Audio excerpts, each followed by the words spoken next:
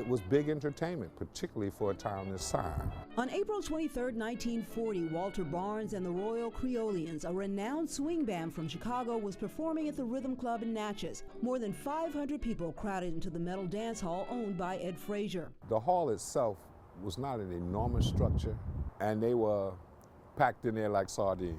Spanish moss sprayed with a flammable insecticide decorated the nightclub. There was only one way in and out, with doors and windows boarded shut. Screams you could hear all over town. 95-year-old Thelma Thompson White couldn't afford the 50-cent admission. Most of my classmates and most of the graduates of that class burned up. They were stacked up at the windows and doors where they had tried to get out. One man came in, he said fire, but they thought he said fight.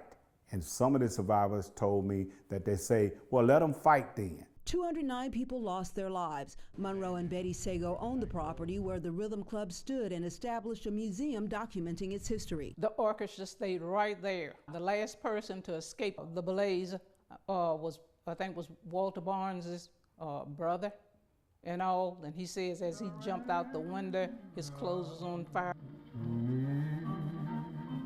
Barnes, a Vicksburg native, and 9 members of his orchestra died, as did a generation in and around Natchez. Annabelle Fisher Knight was my grandfather's baby sister. New York native Darrell White is the Natchez Cultural and Heritage Tourism Director. At the time of its occurrence, it was like the second deadliest structural fire in this country. Family members buried those victims who could be identified. Other fire victims who could not be identified were buried in mass graves, now covered by overgrowth.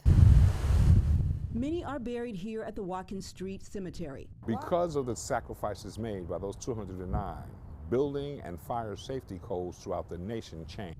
In Natchez, Rosalind Anderson, 3 on your side.